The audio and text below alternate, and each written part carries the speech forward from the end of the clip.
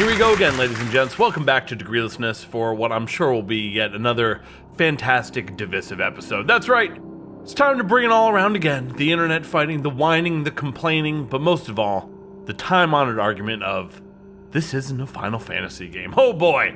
Now, before we begin, know that this is not a video where I'm going to spend 15 minutes just stroking this game off. I'm going to be super critical of it, in fact. So if you're the type of person that takes it personally when something that you've invested your whole personality in is criticized, just go ahead and downvote the video now and move on. Are you Mr. Square Enix? Are you getting paid by their marketing team? No? Well, then please run along. The rest of us normal people are going to have some fun and get deep inside Final Fantasy 16. This isn't a Final Fantasy game. Oh man, how we love this argument, huh? It's perfect for the internet because it's completely subjective. There can be no definitive right or wrong answer, so it can be argued about, but more importantly, farmed for content ad nauseum until the end of time. Fortunately for you guys, my channel is too small for me to be able to grift this argument for content, so I'll just go ahead and give you the straight answer.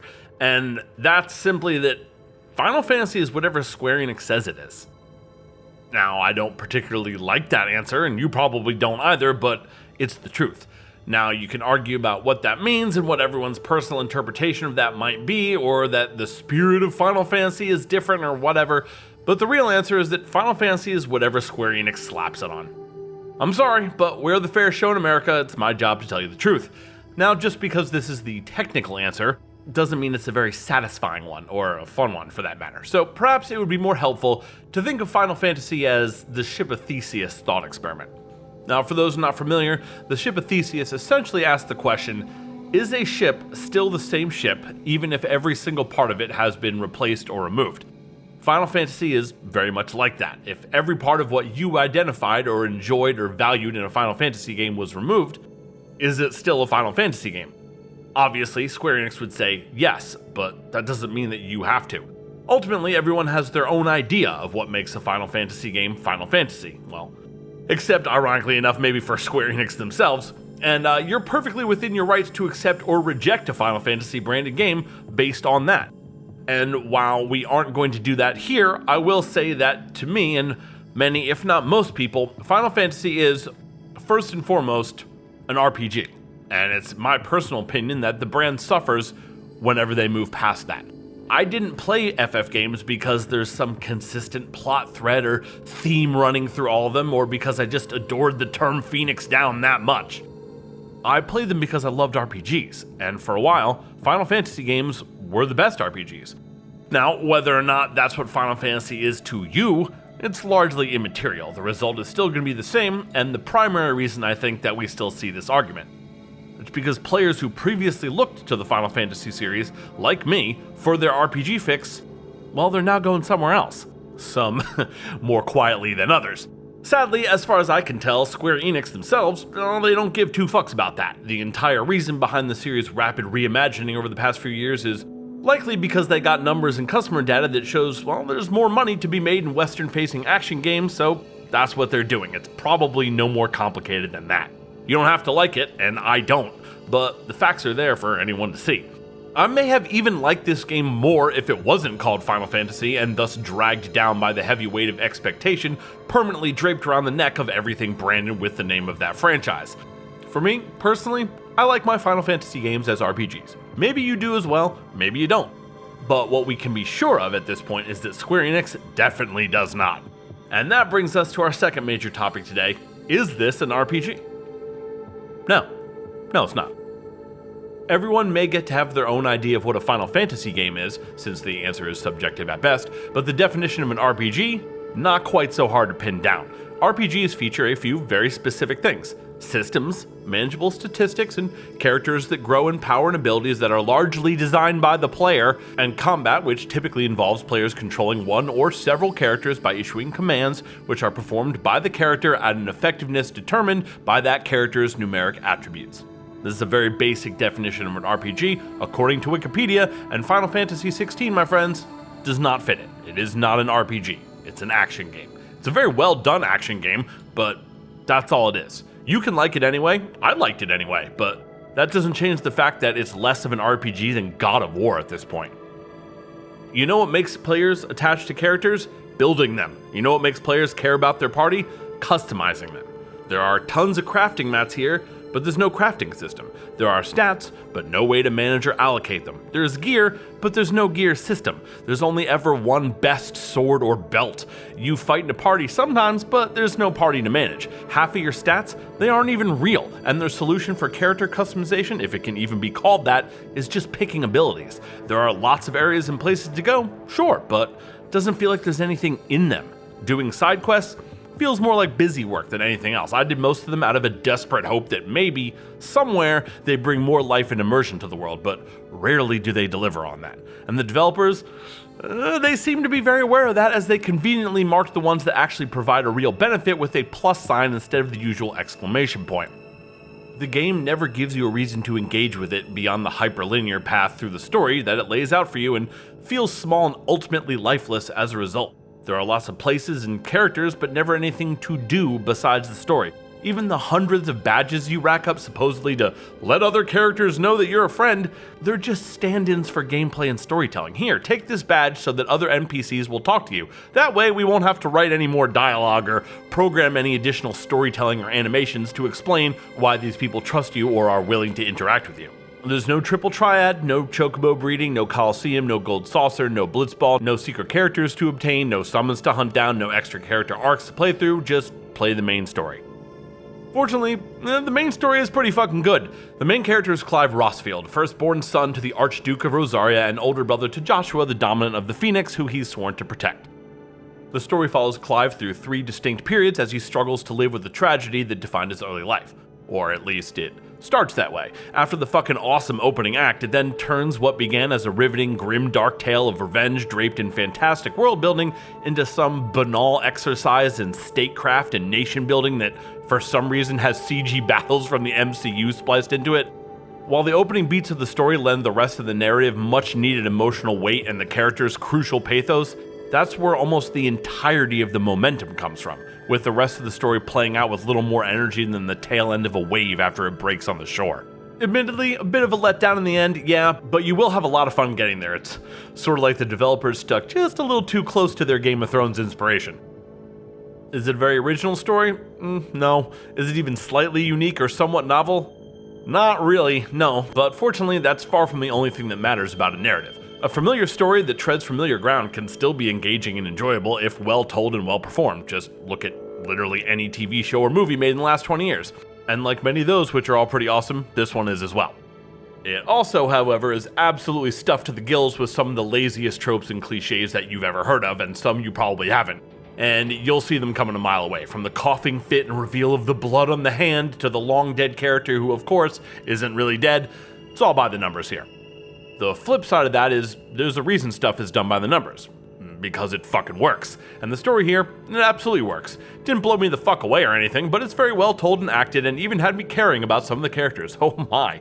A feat that for a modern Final Fantasy game is especially rare.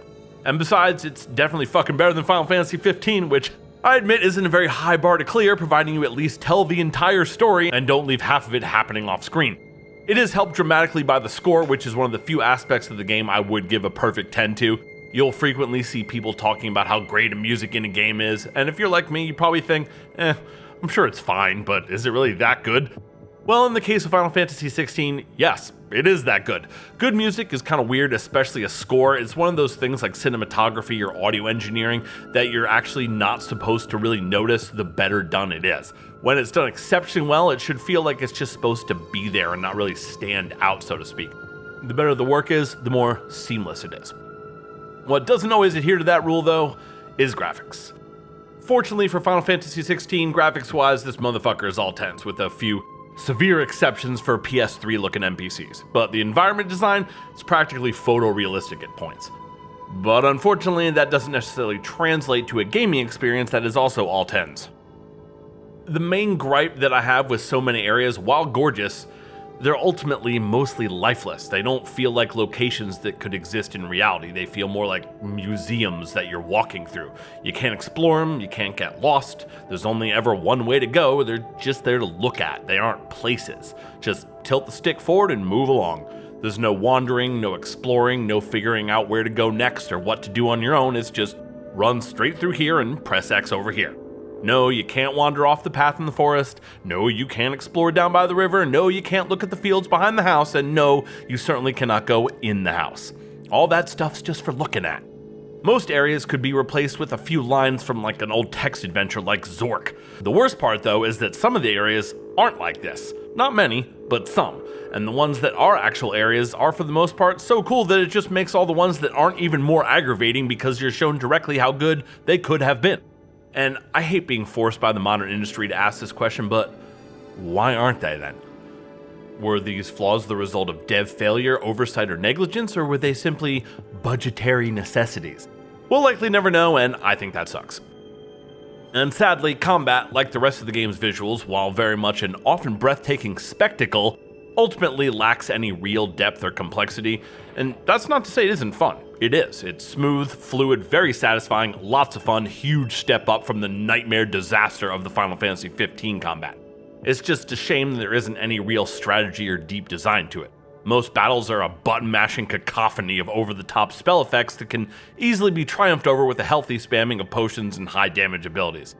And the camera, to its credit, does a good job of keeping your target in view and unobstructed while you button mash your way to victory, and not, for instance, getting lodged inside of a tree, but I'm not handing out any accolades for that. That's sort of a bare minimum.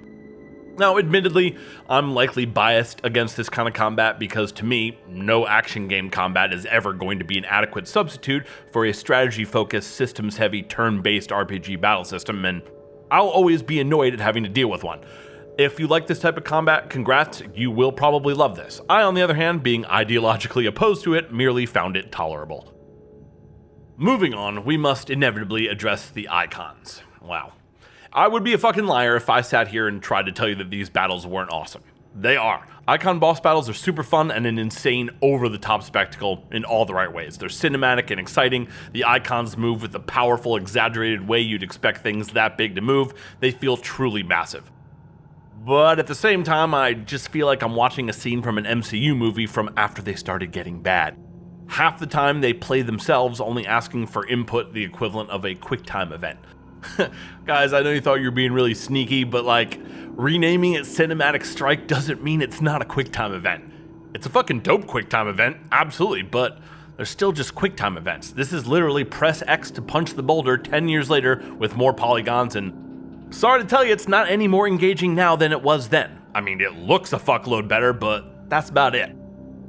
Another problem I have with icons is that they barely make any sense within the game world. Like, they're so absurdly huge and powerful, it just doesn't seem rational that there's still regular armies fighting battles in a conventional way. It looks silly.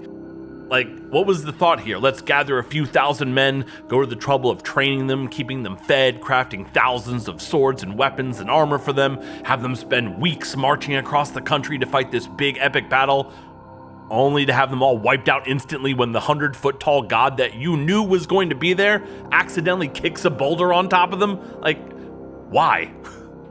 Yes, I know canonically summoning an icon takes a physical toll on the person doing it, but it's also canon that the major nation states in this world view those people as little better than slaves, so why would they give a fuck? This may seem like a relatively minor gripe, and overall, in a vacuum especially, it is. But it's also exactly these kind of small, seemingly insignificant little inconsistencies that, when piled up, begin to erode the believability of the world that you're creating.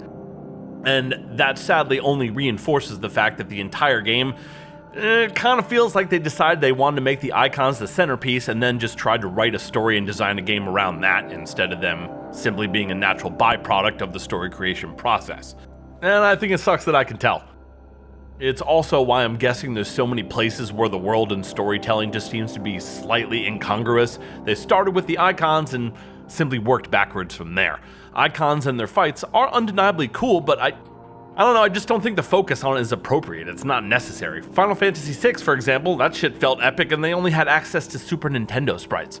These icon battles are implemented in a way that feels ultimately like they're intended to be a distraction above all else. They're there to look cool, sure, but just as crucially, they're also there because the designers hope that if they made the monsters tall enough and used enough polygons, maybe you'll overlook the lack of attention in other critical areas of the game, like the so-called RPG elements, for example. Now, don't get it fucking twisted, they are undeniably sick, but I can't help but feel like the amount of resources that must have gone into them could have been better spent in other areas of the game. Now, I know I've spent the majority of this video up to this point tearing this game to pieces, and rightfully so because, well, that's what AAA games need. There's never any shortage of outlets providing games like this with a relentless and ravenous knob-slobbing, and it's my duty to provide an alternative to that as well as the hard truth. So, is this a Final Fantasy game? Well, as we said before, that's up to you. If it were up to only Square Enix, they would say, yes it is. If it were up to only me, I would say, no it fucking is not. But as we said at the start of the video, the only person the answer to that question really matters to is you. So, please feel free to come up with one on your own. To help you decide though, here's our scores. On the Final Fantasy scale, we give FF16 a 4 out of 10. There are moments where you can almost feel the Final Fantasy vibe, and the Moogle, I mean, he's cute as fuck. But otherwise, I see nothing here that is in any way related to the RPGs that I used to love beyond the superficial, like the names of items or characters. At the end of the day, you just can't give me an FF game and ask me to not be disappointed when it's not an RPG. However, as we discussed earlier, at this point, the question of how Final Fantasy a game is or is not, well, can't really be answered, so we're not including that in our final score. That's just for fun. To reach our final score though, first we had to deduct points for the letdown of the story. It started out incredibly promising, but the back end bore just a bit too much similarity to the collapse of Game of Thrones that we're all so familiar with. We then had to deduct more points for the way it was told, which is largely in cutscenes with NPCs that looked more at home on a PS3 than a, I don't know, AAA PS5 game that cost $70. It was voice acted incredibly well for the most part, but doesn't change the fact that those well-acted voices were coming out of NPCs that looked like they were 15 years old. We also had to deduct even more points for the ultra-linearity that 99% of the game plays out in. It's not completely pressing square in between cutscenes, but it's close. It lost even more points for the overall performance. Like, I know it's not a PC game, but come on guys, the motion blur practically smears the screen when you swing the camera, and the frame rate, even when not on graphics mode, is embarrassing. Lastly, we did give a few points back for the fantastic load times, the excellent western-facing swashbuckling style most of the action was portrayed in, and of course, for Torgal because, so help me, I love that stupid dog too. That's right, they got me. At its core, Final Fantasy XVI is a pretty great action game masquerading as an RPG with an especially good story, and I would recommend that people play it, especially if you're a fan of action games and well-told narratives. It's not Final Fantasy, and it is not an RPG, but it is fun enough for me to spend about 50 hours in and still wonder, hey, what's up with FF17? C+. Woke up, smoke up, blunt, then I pass out, Woke up, what up, smoke up, blunt, then I'm back down, back down, what? Yup, woke up, smoke up, blunt, then I pass out, pass out, Woke up, what up, smoke up.